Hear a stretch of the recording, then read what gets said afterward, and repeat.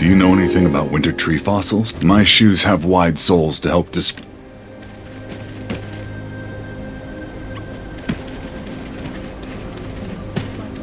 blowing in the winds of the mountain of eternal winter.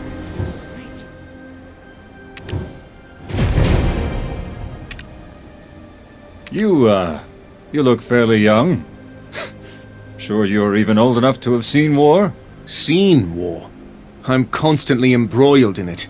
Oh, spoken like a commander. Leadership experience is pretty impressive for one of your age. I apologize if I am unmoved by the praise of a third-rate commander that can't even keep a mercenary army of this size in order. This guy's got fire in him. Once you get older, you'll learn. The world has no outcome brought about without reason. But anyway, you said you're looking for Bronte's Bolt. We will be heading beyond it to the Mountain of Eternal Winter. We are currently undergoing the trials of the 6 witches. Looking for the Yenix, I see. We have a saying around here.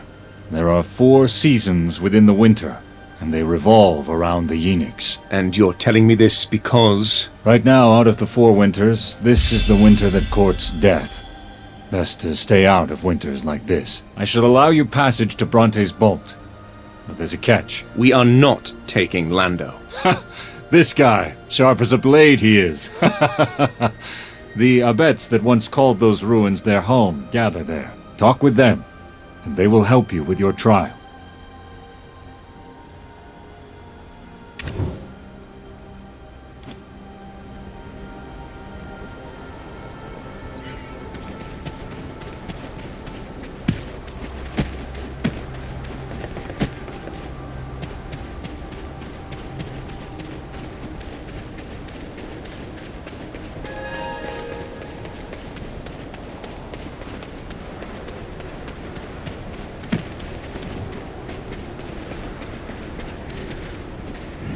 Hell, oh, you don't seem to be with the local mercenary.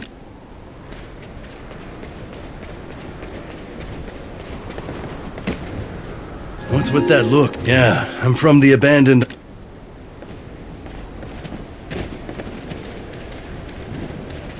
Even while fight right now, I'm just...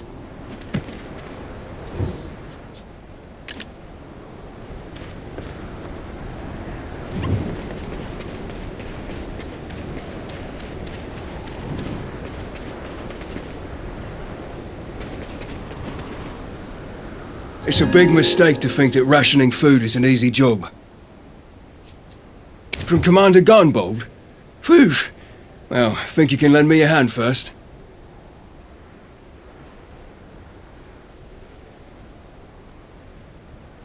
The soldier in charge of rationing just picked up and left without a word.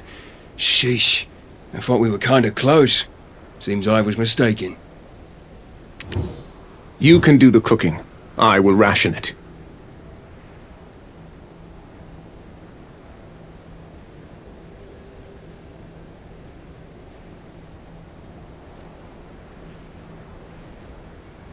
Everyone is starving. Empty bellies make for empty talk, as they say. If you can make it up this far, you must know. Everyone is starving. Empty bellies make for empty talk, as they say. Everyone is starving.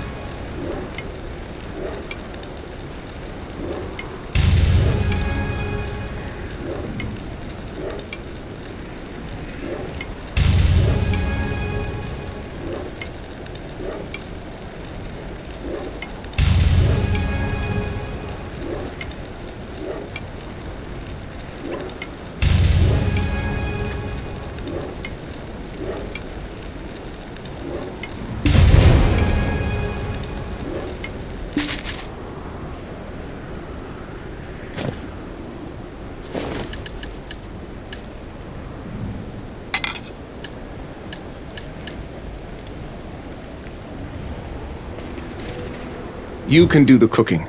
I will ration it. Now I feel like I can survive. And wow, this tastes so much better. Did we change cooks? Ganbold told us to ask you about Bronte's bolt.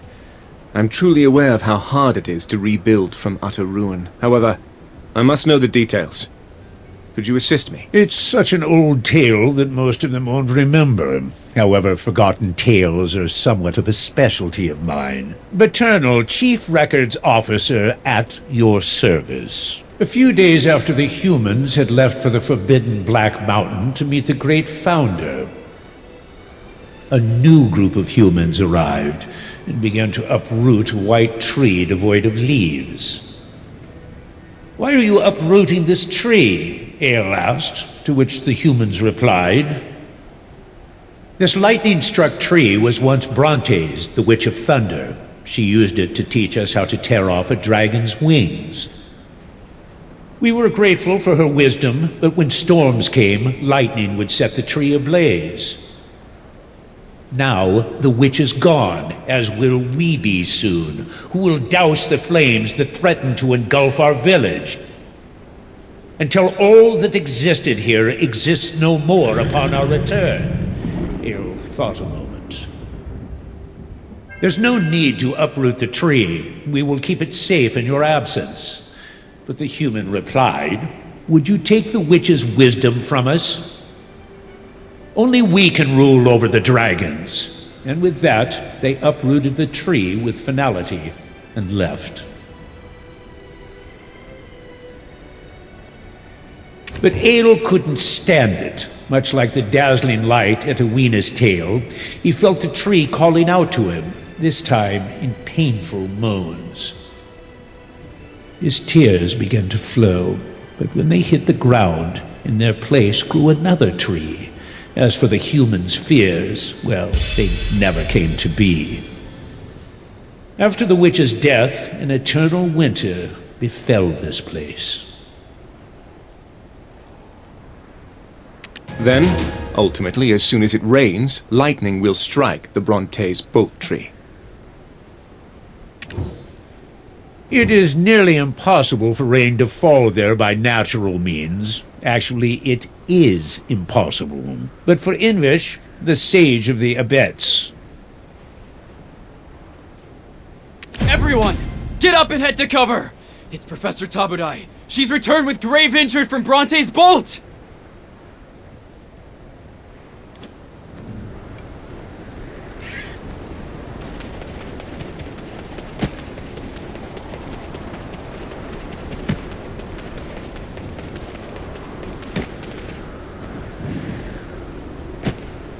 Professor, take this oak pill of flames. It will slow the spread of the poison. Poison? The Oak-Jinshini are using poison? Gonbold, no. It's not the Oak-Jinshini. It's you. From Awena's tale. Is Lando here as well? Bring him here. I have something urgent to tell him.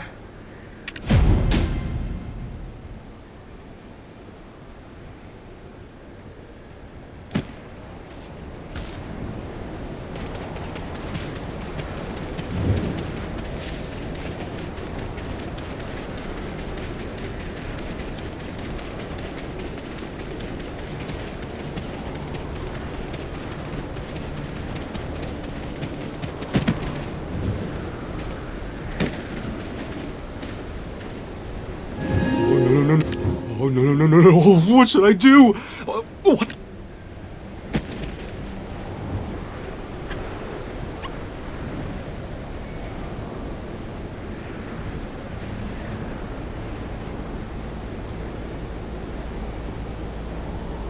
Look at this! It's a winter spirit! How did they catch it alive? Didn't anyone ever tell you not to build houses around sick little trees?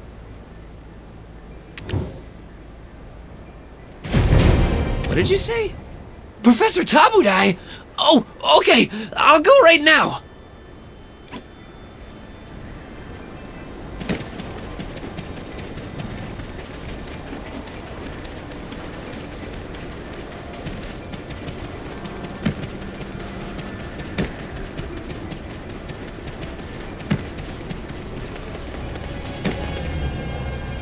Professor Tabudai! Huh? What is that odious scent? It's poison. Don't inhale too much of it. I don't have much time. Listen carefully. Tell your quick-footed friends in your fleeing fox squad, was it? Do you remember your lessons on the ecology of winter trees?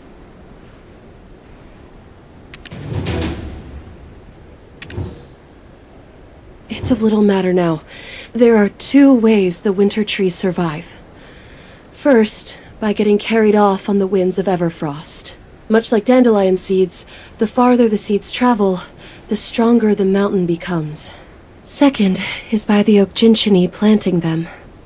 Return, return, they sing. Planting them because they have a superstitious belief that Libresco... That's why I believed the Dreadwinter trees were also planted by the oak gentiany. However, I was wrong. Professor, you need to save your breath. The poison will... A monster that I've never seen was planting a seed near Bronte's bolt, and as soon as the seed was planted, it sprouted and grew. The very Dreadwinter trees we saw. They are using the winter trees as some sort of indicator. So we need to tell everyone in the area of the Mountain of Eternal Winter to find all the locations where the Dreadwinter trees took root. Also, get them to safety until these indicators have been analyzed. What about the monster? Did it flee? Probably. But it couldn't have gotten far. I bound it with the tooth of the swamp when it wounded me. A new enemy. A new threat. Commander Gunbolt, I have a proposition. First, I need you to evacuate everyone at the refugee camp to Ailton. Send your fastest men to the southern and eastern watchtowers. As for the rest of your soldiers, have them assist the villager evacuation. Then, have them all gather here and stand in formation. Unfortunately, we have zero knowledge about this new threat. But, if you focus on mustering the best defense you can here, that will allow us to go out in search of the monster. However, if we are successful in vanquishing it, then you must help us make a lightning bolt strike the Bronte's boat tree.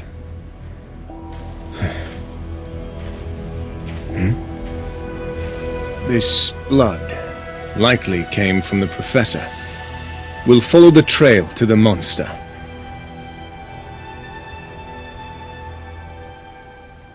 So this is Bronte's boat tree.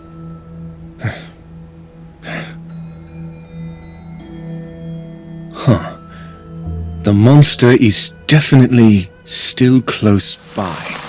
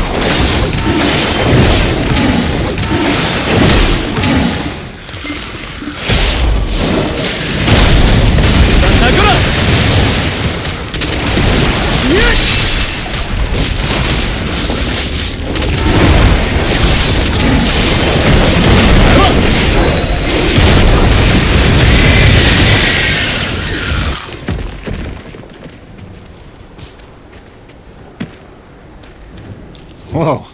Seeing your skills up close, I was right on the mark about you. During my entire life at the bottom of this mountain, I've never seen the likes of... What are you doing? I'm taking its poisonous fang. We'll surely have need of it. Hey! What are you standing around slack-jawed for? Follow his lead! You intend to stay weak and defenseless?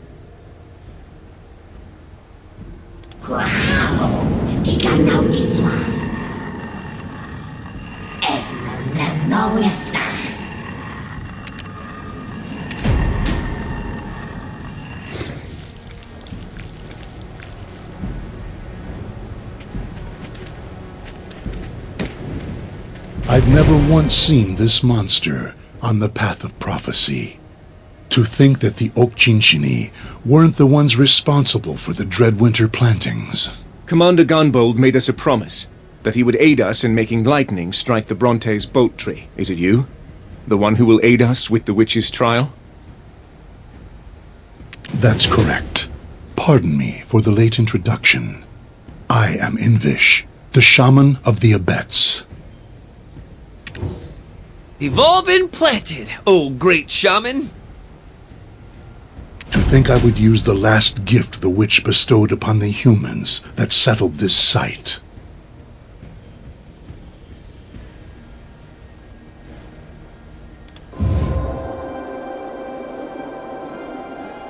I have no idea what that is, but if I were a betting man, and I am, I'd say it's something amazing. Though we dared to forget the wisdom of lightning.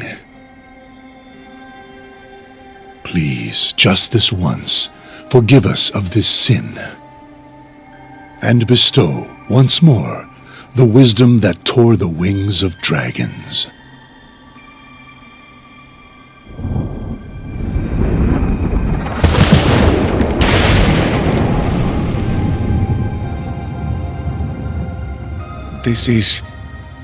It's like a miracle.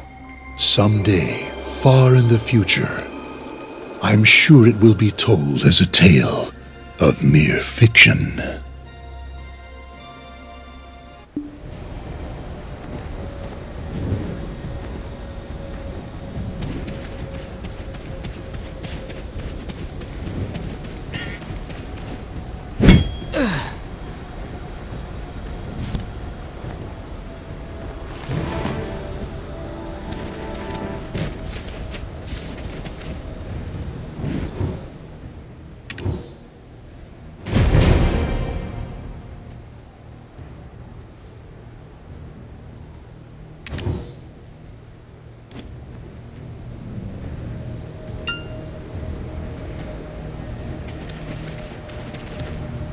On the path of prophecy, this is known as the Star of the Winterland. A Winterland world blanketed with snow. There, all worldly boundaries are erased, as the snow unites all within as one. A majestic castle that pierces the heavens, and the tattered tenements that loiter unseen in its shadow. The radiant beauty, the festering wounds, all become one in the ever-mounting snow. This is why we love the mountain of eternal winter. We believed it would be eternal. That was our hubris. After the mysterious explosion at the Sherakan iron mines, a sound we hoped would never be heard echoed from the mountain, from the silent haven of slumbering origin. A steady crackling, likely from the Yenix, since the haven is the cradle that embraces it. Obviously, the Yenix was lost long, long ago. However, before we could make sense of it all, these monsters began to appear. If it is a life birthed by the mountain, we cannot raise arms against them. Please, take on this burden that we cannot, so that the mountain of origin may keep its peace. The fourth witch is Lesha, the Witch of Fever. The Star of the Winterland seeks the face that it lost, where life and death cycles in the heavens. For the first time since we started this journey, I can confidently say I have no idea. But, Master Shaman, you know, right? Where life and death cycles in the heavens, that would be at the end of the Path of Prophecy in Jade Starlight Forest. The Oak-Jinchini's Jade Starlight Forest? That Jade Starlight Forest? That's where my dad went and never returned from! No, it's too dangerous! Why does it have to be there? I can't go with you guys! Oh, what'll you do without me to save you? As if that's of any concern. I never expected you to be useful. We just need to cut down whoever gets in our way. Let's go. Please, tread carefully. Our Khan, the leader of the Abets, may still be alive. Whatever you do, please, don't do anything that would put him in danger. When did the Oak-Jinchini destroy this place? After he entered the Jade Starlight Forest. Then he is most likely dead. No! How can you say such a thing? If you are the heir of the Khan, you must look the ugly truth of reality in the eye. Then search carefully for any sign of hope. I'll ask again. Why did you want to climb that mountain? Then allow me to make this one request. Please talk to the Bahitram people at the entrance to the Jade Starlight Forest first. There are those that have observed the Oak-Jinchini for much longer than we. They could have seen signs that we might have missed. Let's move quickly.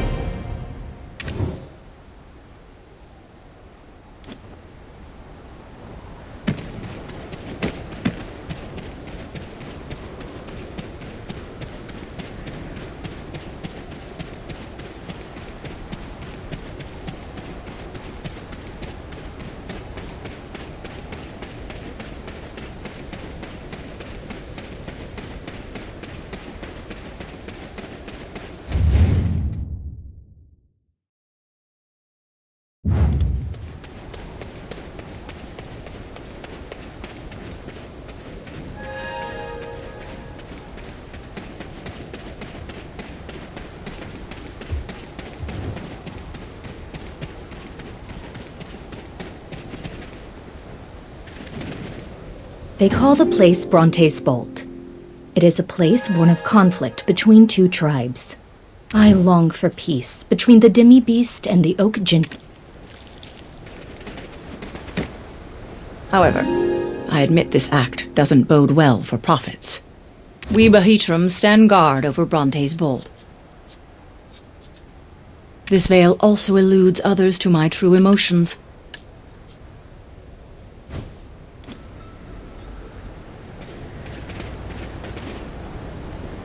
If you plan to leave your horse, I ask only that you visit it occasionally. You need only stare into the eyes of an abandoned horse to know the depths of its sorrow.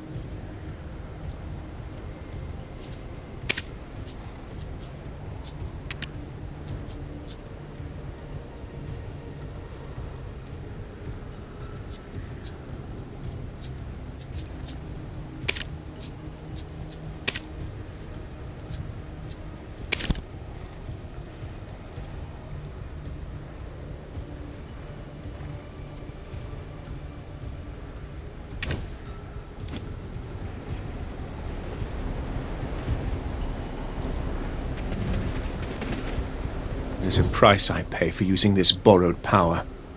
Damn it. I should never have brought it forth.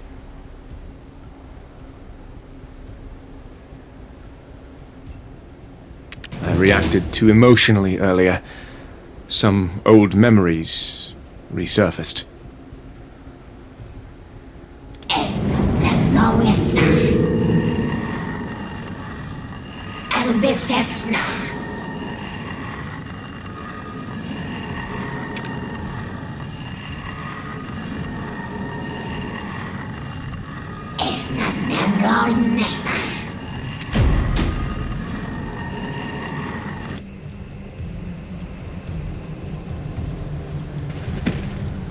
You were sent by the Abet shaman, Invish. It pains me to say this, but there is no path through the forest that will completely avoid the Oak Jinshini. I completely understand where Shaman Invish is coming from. The Abets and Oak Jinshini were once on quite good terms. Until that changed, this used to be a place of meeting. The Abet's Chief Hunvish and the Oak Jinshini Chief Floki were extremely close. So close that they would sit together, even during blizzards, to eat oak pills and drink together. Both are of the mountain of eternal winter, and both are children of Labreska, one born from her tears, and the other from her wounds.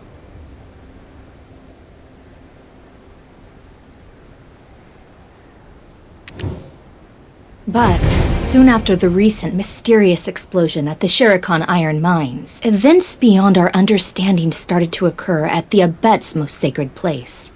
A place they considered their site of origin. When a totem in the Zavir Highlands was destroyed, the investigation unbelievably concluded that it was the doing of the Oak Jinshini. Ultimately, the Khan came to the forest in search of the truth. He brought no guards, perhaps as a sign of trust. However, that evening, we definitely heard it from high atop a hill. The forest was filled with screams that night. Was the Khan tortured? No. It was the screams of the Oak Jinshini. I cannot fathom what happened. However, we are certain the Khan did not re-emerge from the forest, and the angry Oak Jinshini set about destroying the village. So, someone slaughtered the Oak Jinshini? When the Oak Jinshini lose all physical strength, their souls return to the flame of origin and they are reborn. Therefore, as long as their origin flame isn't extinguished, they cannot die. Would one such as a Khan have acted so rashly with this knowledge? As I said, his trust was enough that he went in unarmed. However, there was one thing that was strange. The leader wasn't with the group that attacked the village, so the Oak Jinshini Chief Floki has also completely disappeared. What in the world happened in the forest that night?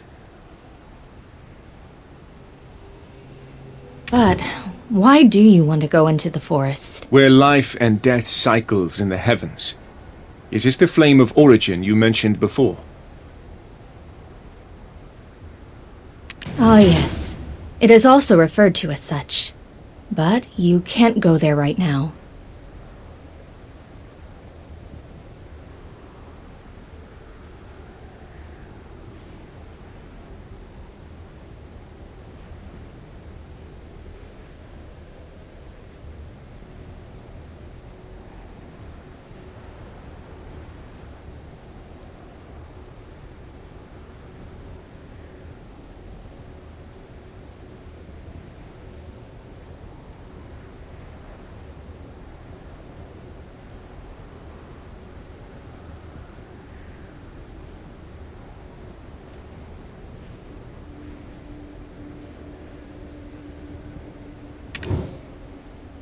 I was informed by Alici at Mountaintop Guard Post that the path of prophecy within the Jade Starlight Forest, where the flame of origin resides, is currently blocked by a mysterious wall. Thankfully, we have Assistant Pippet helping us conduct our investigations. Did you not just say going into the forest is dangerous? Well, Pippet is a Frosttail weasel, so the Oak Jinshini won't attack him. Pippet said that the wall that blocks the path of prophecy appears to deteriorate as more Oak Jinshini return to the flame of origin. It's time for you to pull your weight. Cut the Oak Jinshini down and open up the way for us. I need to rest and reserve my strength. When you're ready, let's meet at the mountain top guard post.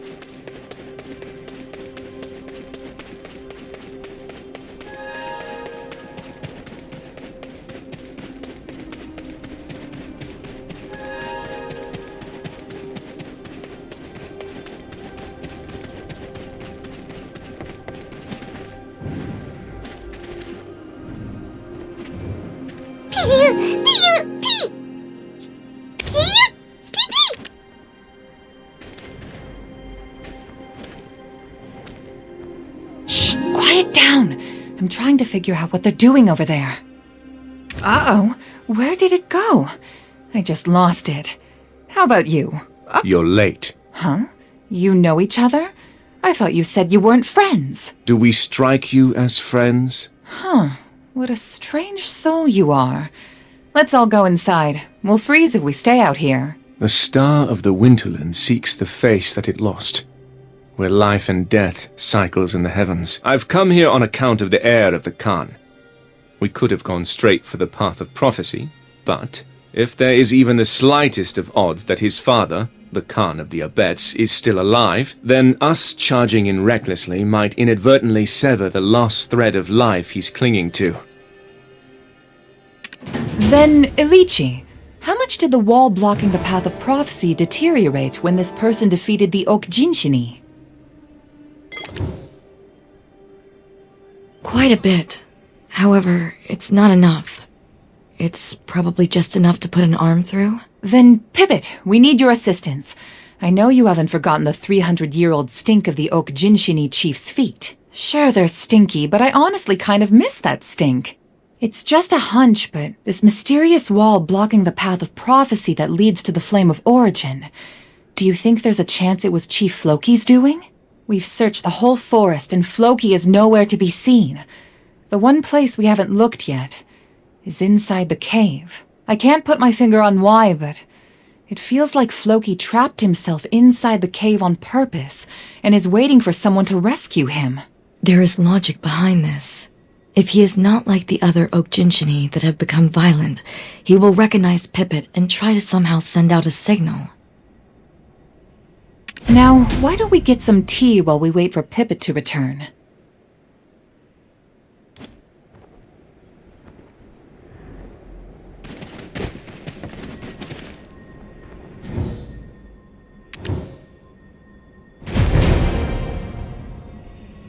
What's that pattern on your skin?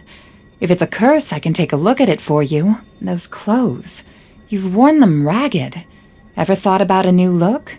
Clothes make it the man, as they say. That staff. What is it? It belonged to Bahit Lalakona, the Bahitram that first led us to the light of the Holy Flame. It was the first thing given to him by the Okjinshini when he arrived at the mountain. Legend tells that it will light up when the Yeenix returns to the mountain. It is shining, but the light is so dark. None of us have actually seen the fire for ourselves. Only he has. So, I see you've come to the mountain to erase that pattern that brands you.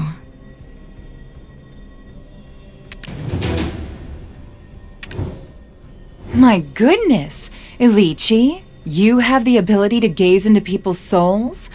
I never knew. As brilliant cities and temples collapse, and Orzeka's power dissipates, a leader among them left the cursed, forgotten, ancient kingdom behind. With a crown made from unknown bones, he calls himself Belmorn, descendant of the kingdom of Orzeka, and names this land the Hexe Kingdom. The very same words that constantly go through my mind. How much do you know about the Orzeka records? I want to know more about the Yeenix. If you want to know, see for yourself. All the records here were recorded by Bahit Lalakona.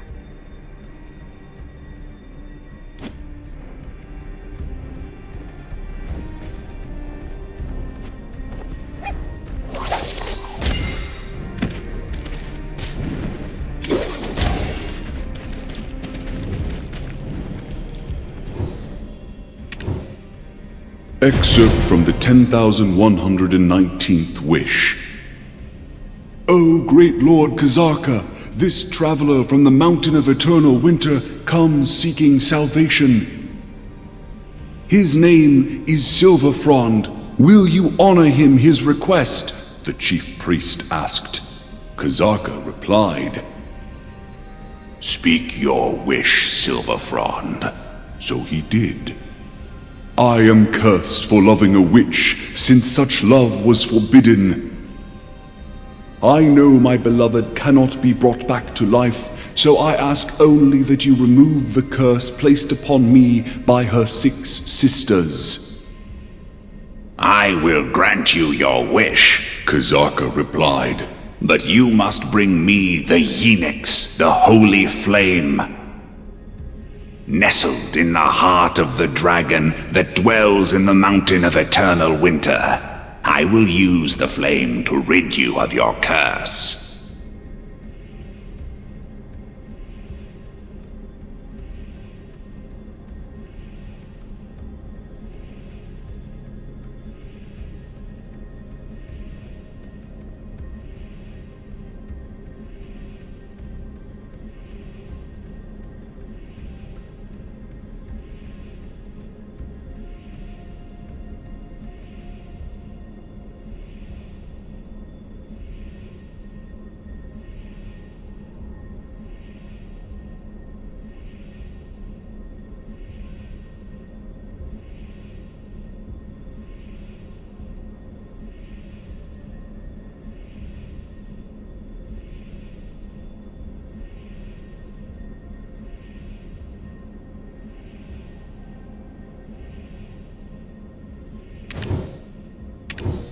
Excerpt from the 13,000th wish.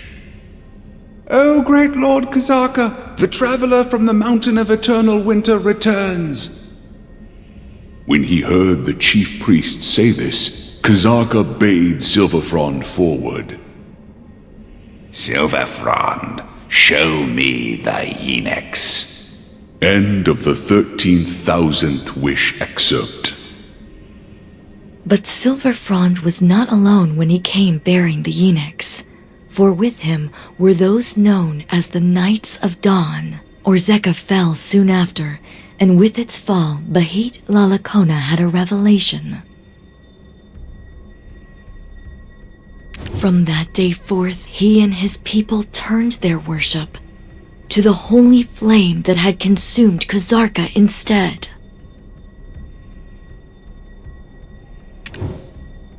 Once the turmoil that arose from Kazarka's fall had settled, I made for the Mountain of Eternal Winter to seek the holy flame. But the flame was not there. Silverfrond, the Knights of Dawn, neither had returned to the mountain. The Mountain of Eternal Winter was without the eunuchs. The golden dragon that once embraced the eunuchs was losing her sanity. Something was gnawing at her from within. But when her tears fell and met the snow, new life suddenly bloomed like a wave of violets swaying in the wind. I named them the Oak Jinshini. The golden dragon then toppled over. And from her wounded flesh sprung more life. These I named the Abets. Finally, from her well-guarded embrace came forth those covered in dragon blood. They would come to be known as the Guardians. I then heard woeful cries coming from the foot of the mountain. The 6 witches had passed. In their wake emerged mutants, humans who had absorbed the essence of the witches and now wrought destruction upon their village. Thus was the second death of the golden dragon Labreska, a death that would cause a cataclysm of chaos to befall the Mountain of Eternal Winter.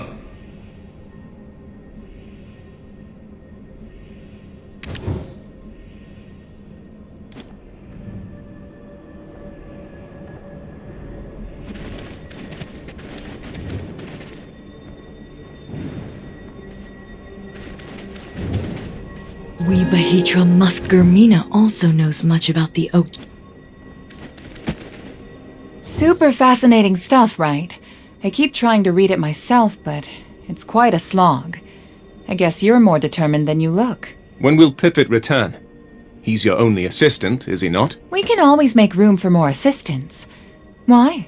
Do you want to be my assistant?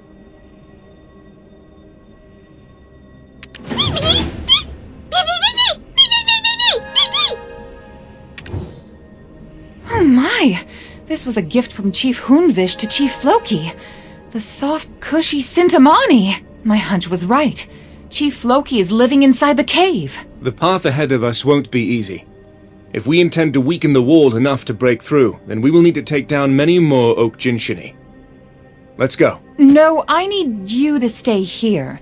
The soft, cushy Sintamani might have a hidden code on it. Does your tongue speak the truth? If this is some manner of deception.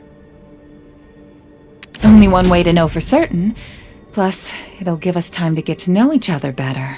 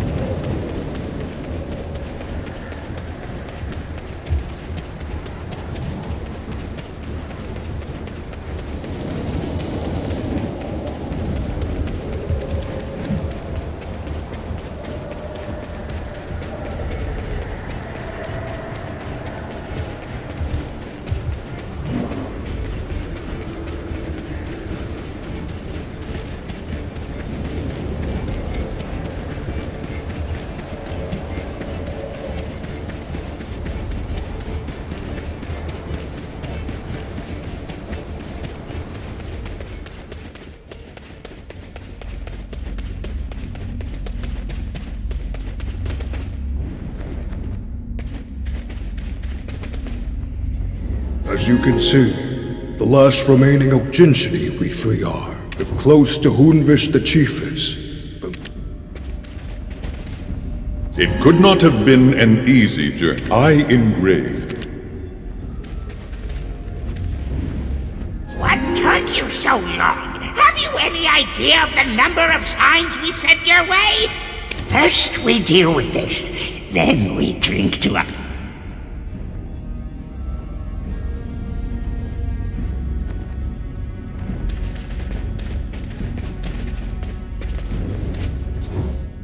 Listen carefully.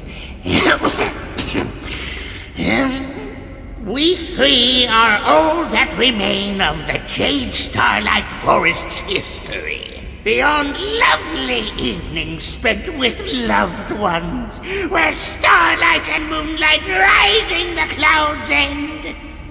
Enough, that is.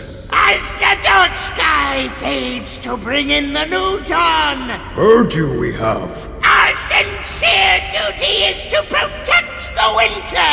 Surround you, the swine pansies do! Oh, who are you?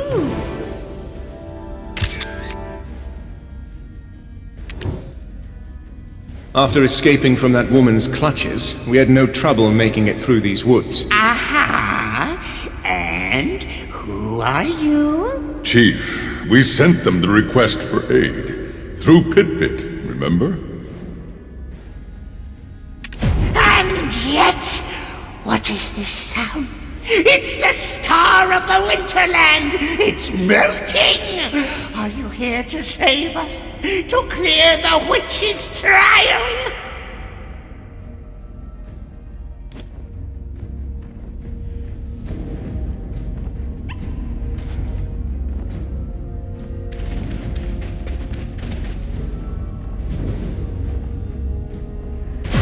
To once again see the world, and the heavy drinks Hunvish would mix for us. My friend, let us count the sheep among the starlit skies! This is your chief? Embarrassed I am. But yes, this is he. Let's get right to the point. We are here for two reasons. First, to solve the fourth trial of the witches.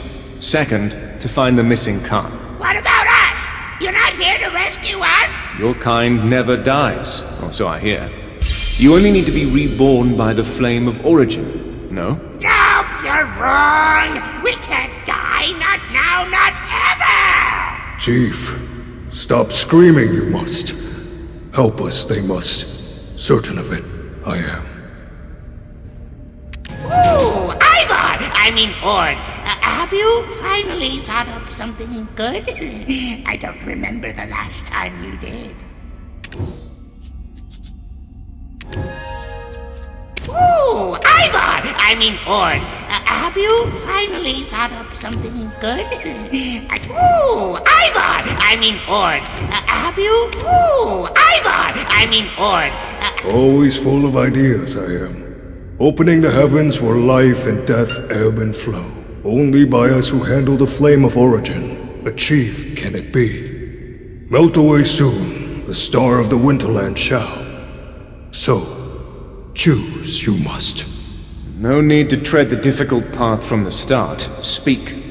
Tell us how we can be of aid, why you cannot die, and what led you to seal yourselves in here. Finally, the time has come! I've been dying to tell you.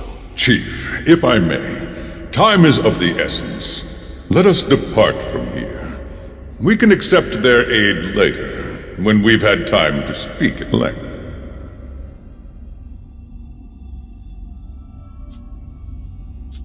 But you wouldn't happen to have brought any, libations with you. These things are better told over a stiff drink or two.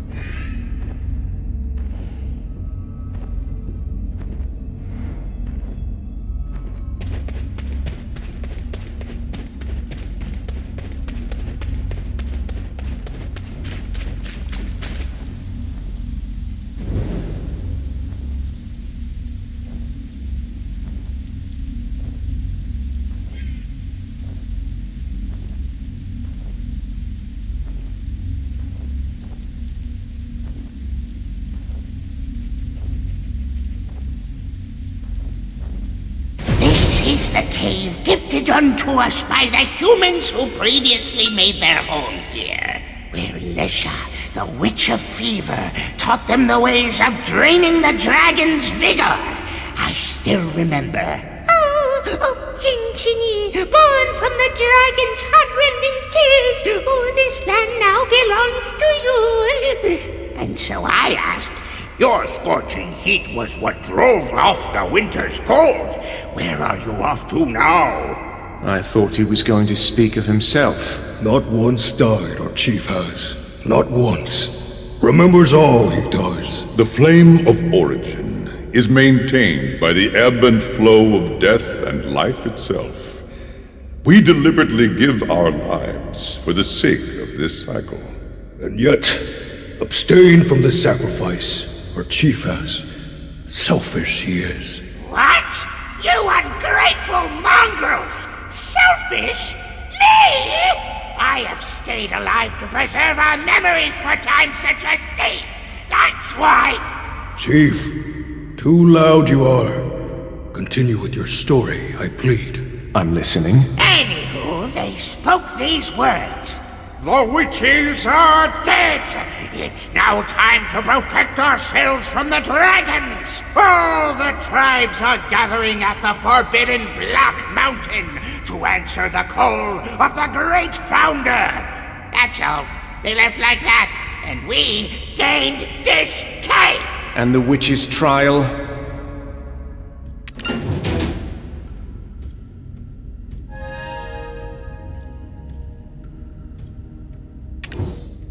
Chief, germane to the topic you aren't. Help I shall. Taught the humans wisdom, Lesha, the Witch of Fever, did. Melted her own face right in this place, she did. And yet, from within the heavens of life's ebb and flow, the eyes, nose, and lips to Lesha's face a shaman restored. As the fingers of the heavens, these four pillars are now known, once Lesher's face is restored, so too the lost face of the Star of the Winterland shall be.